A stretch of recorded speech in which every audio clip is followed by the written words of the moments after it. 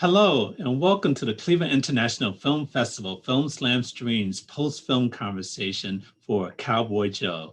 My name is Eric Siler, Professor of Film, Media Arts, and Communication, and as well the moderator for this conversation. We are very pleased to be joined by the director of Cowboy Joe, Jingjing Tian.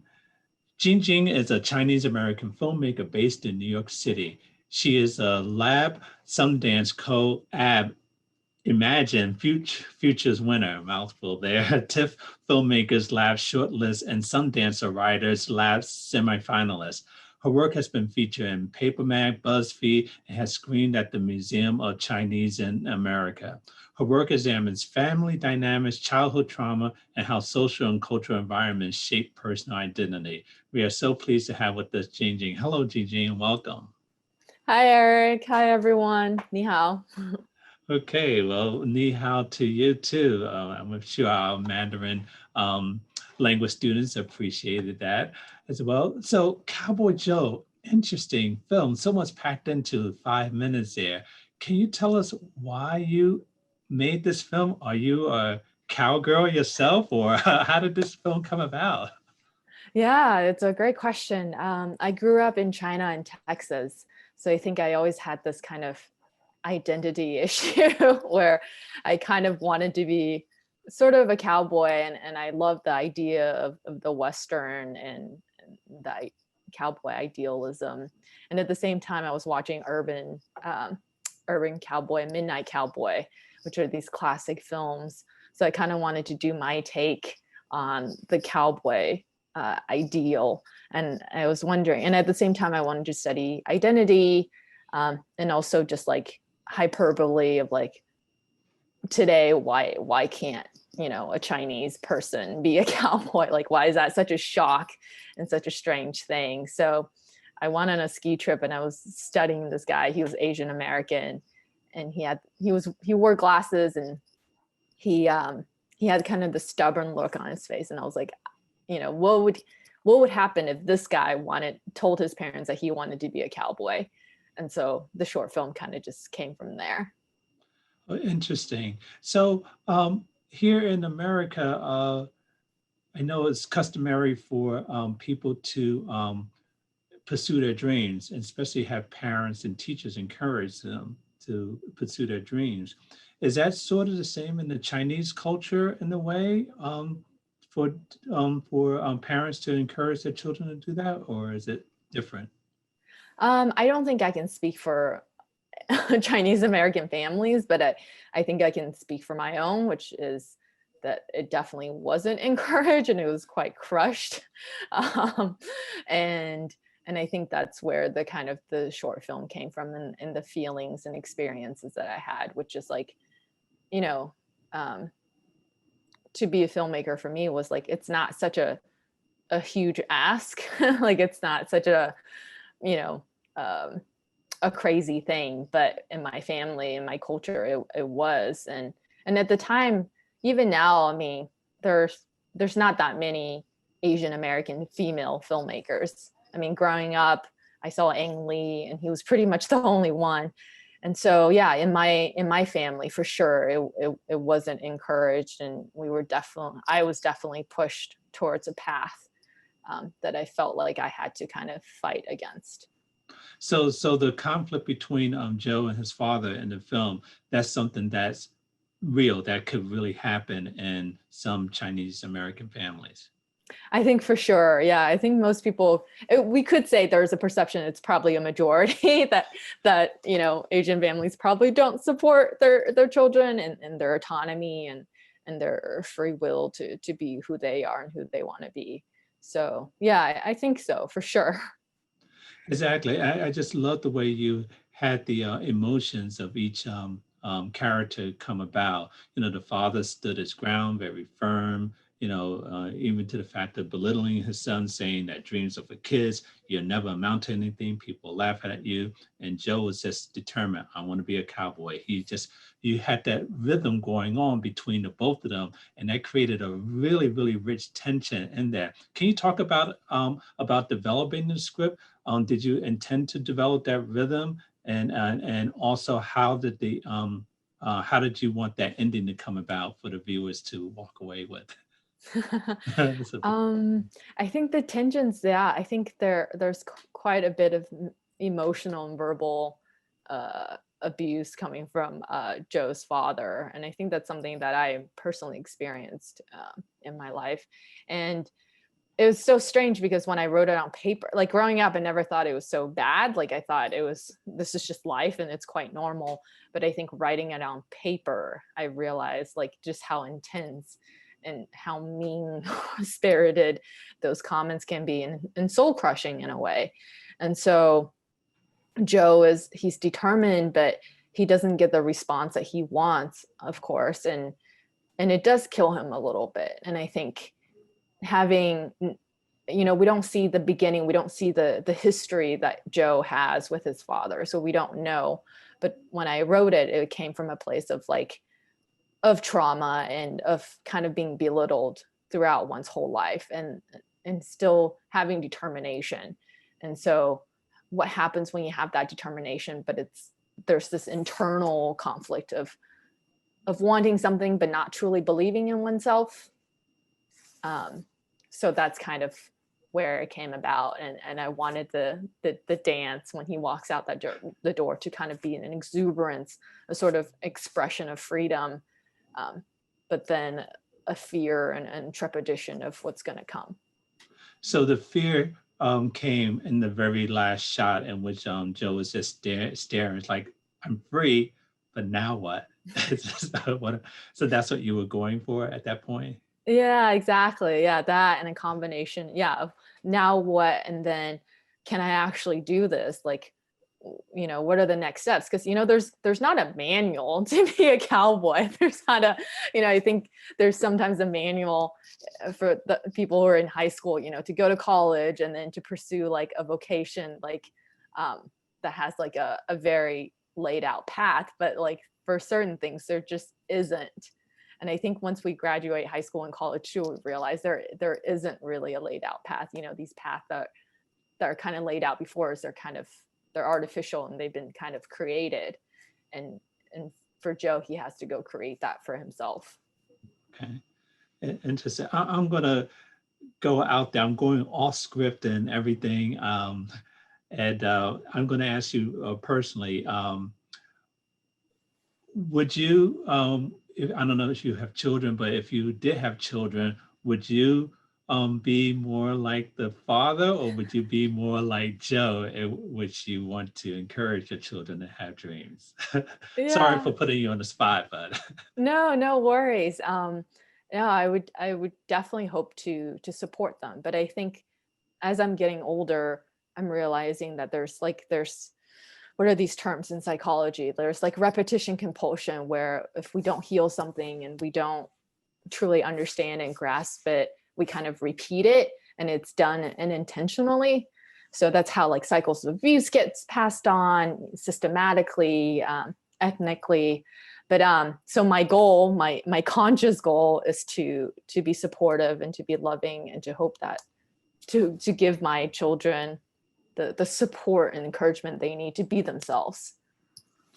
that's good. That's good to hear, because that's every parent, there's, like you said, there's no manual to be a cowboy, there's no manual to be a parent. So parents have to do what they think best, and they know that their children reflect them. So I wish you the best in whatever holds the future holds for you. And that, or getting back on task, I just want to remind everyone that we're talking to the director of Cowboy Joe, Jingjing Tian.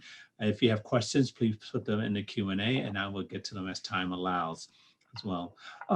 The ending with the music, can you talk a little bit about how that came about? Did you plan that before production, or is this something that you decided to do in post? Yeah, that's a great question. I think when I was location scouting, I just had this idea like of this big band sound. I wanted a big band, kind of like Broadway musical, and almost a little bit of who's the director that always uses big band? I always forget his name. But yeah, I wanted to kind of do this big New York musical number almost to change genres almost.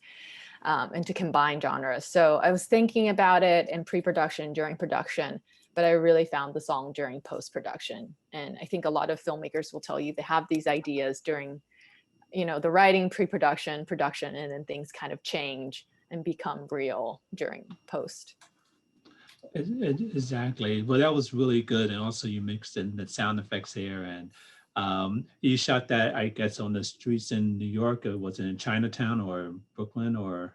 Yeah, it was in Chinatown in Manhattan. So it wasn't as busy. It was in April. I wanted the street to be a little busier, but it's not something I could help. But it was raining a little bit that day. And so, yeah, there's all these, intense environmental issues you have to deal with during the day of filming.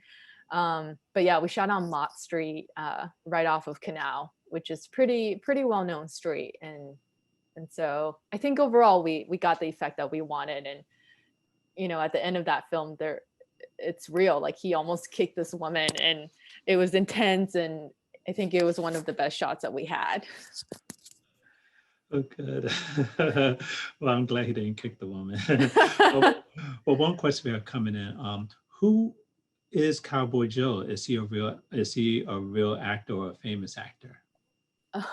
The actor who played Cowboy Joe, his name is Condor Shao, and he was, at the time, he was a student at Columbia University. He's since graduated and he has a startup now. And so he's out in California, but he still has his acting dream. So we're thinking of working together in the future, but he's really wonderful. And he's worked on a few short films and he's had a short film play at Berlinale. So yeah, he's really wonderful. Oh, good. So is this someone you knew or someone that you auditioned and cast? He's someone that I auditioned and casted. Okay. Okay, great. Another question we have coming in. Do you plan to do a sequel? Well, I guess in this case, make this into a feature. I do. I actually do. I actually already wrote a short film sequel called Cowboy Joe Redux, and this time it's about a girl. So the girl's in the lead, and I was actually supposed to go into production this year, and that's kind of on hold. So we'll see. Hopefully, I'll be able to film it next year. But yeah, there's a goal to make it into a feature as well. So I'm hoping to make a series of Chinese cowboy films, Chinese American cowboy films. I think it could be really fun. Good. I think it would be. Another question we have is, did you call this Cowboy Joe because this could represent any old Joe, I guess? Yeah, that is so, yeah, whoever asked that question, you're so good, like such good interpretation. Yes, that's why, like it could be anyone. I wanted to kind of do an everyman story and at the same time make it specific about this Chinese guy. So it's both specific and universal. Okay. Well, good. Those are good questions, folks. Keep them coming in. Question I have for you is there anything you would have done differently in this film? That's such a good question. So many things. I would have done so many things differently.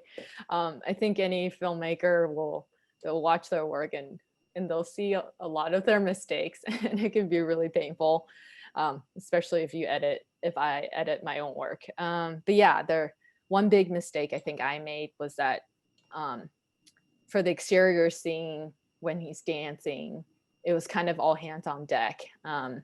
And normally, and it was shot like guerrilla style. So it was just like point and shoot, just get a camera and shoot it. So I didn't have a monitor on him. I was actually cueing him with the dance, with the music that you can't, obviously hear. And so he's looking into the camera, and the actor is, and I think that's one of my biggest mistakes I've ever made. And it always hurts when I watch it, but yeah, there's just little things, not having the monitor and not knowing what the actor was doing that was rough. Okay, well, I still think it didn't take away from the overall message of the film, which leads to our next question we have coming in is, what has the reaction been to Chinese Americans after watching this film? I guess I'll add to that, people, were they upset or were they happy that you kind of show this side of the culture? Yeah, thank you. That's a great question. It was actually pretty positive. I think it created a lot of conversation. Like I screened it at the Museum of the Chinese in America, which was a dream come true. And the audience is like, there's just such a discussion from my generation, of course, of like, we just want to be ourselves. And there's a lot of talk about past traumas and just not being allowed to be oneself and to follow one's own career path. And so I think it created a lot of good dialogue. And it was really, I was surprised and I was really grateful. And because I was scared. I was like, I don't want to hurt my community and I don't want to, hurt anyone's feelings. But overwhelmingly, it's just created a dialogue, which is what I wanted. And I'm really grateful for. Okay, well, good. I'm glad that dialogue occurred. This is my question is, has this film, is this film being made into other languages? I know it's a mixture of English and Mandarin. Are you going to have it just all in Mandarin or? It was translated into Italian. So there are actually Italian subtitles because they played in Italy this year during quarantine. And that was so exciting to like, and it was also translated into Polish as well. Oh. So there's some interesting, languages I didn't expect that the film would be translated to. Oh, interesting. Oh, great. So, but originally did you make the film for, was it for Mandarin or for Polish or what was it originally done in terms of the language? It's always meant for an American audience because I wanted to show the Chinese American experience and to also show like that the father and the son are in two different worlds, like not in terms of just time, but like they speak different languages. Like Joe goes in and out of Mandarin and English, and his father mostly just speaks Mandarin. So it was always meant to show the Asian American experience. And it just so happened that there was a Polish audience and an Italian audience that I didn't expect that also liked this film and wanted to see it in their language. Oh, good. Oh, good. And another last question we have is, do you have aspirations of becoming a cowgirl? That's so funny. I think I am. I mean, I have a cowboy. I mean, I have several belt buckles. I used to kind of collect them. If you go to the country fairs in Texas or anywhere in the South, there are always, belt buckles. So yeah, I think in this next short film I'm making, it's about the Chinese girl experience of wanting to be a cowboy and how they're, now there's like an added gender topic subject added on top of this kind of these themes. So yeah, I think so. I love to be. I love the rodeo.